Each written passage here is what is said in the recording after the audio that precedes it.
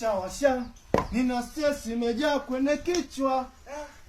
Punguza kitika, inaweze machache. Mr. Bunda. Oya, Hayo nyimbo unaipenda kweli mshikaji wangu. Vipi mshikaji wangu? Msala wangu asiwei mwanangu. Yaani kipenda na hiyo nyimbo. Oya, mimi mwanangu kuna jamaa. Amna Mr. Bunda bwana usinidanganye. Mimi nakwambia kuna jamaa umesikia? Kuna jamaa hiyo kipenda na hiyo nyimbo. Mimi ndo nimekaa pale nimekaa naye studio naambia mwanangu andika hiyo nyimbo.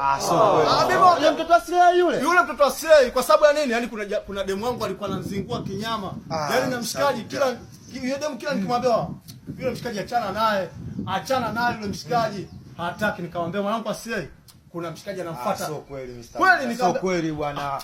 Mr. Bunda usitaki unidanganye. Sikiliza mwanangu, ngoja nimpigie asiye. Mpigie tuone. Mimi si mwanangu.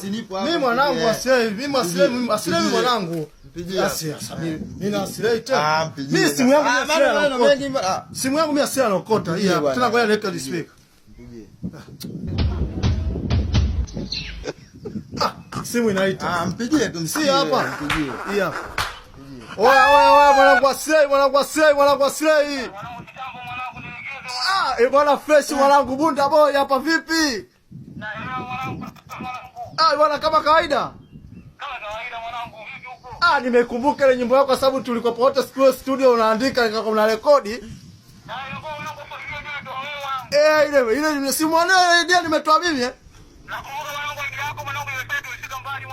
mwanangu hadi jamaa alikuwa anazingua jamaa atembea na mke wangu na demu wangu nikamwambia mwanangu wewe usipende kuna nini kutembea demu wangu. Ile mwanangu mimi nimwambie asiye tukakae chini. Oya hebu amini mwanangu mwimbie mgusie kidogo ile pusha washa. Hebu mwimbie kidogo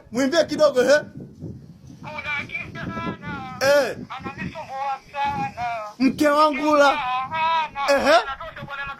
natosha mwanangu. Kashakubali mwanangu. Hapo nimekubali sasa. Hapo Mr. Bunda. Sikiliza, usipende kubisha pumbavu cha Simba kwa maana ule sio mwanangu. Baridi.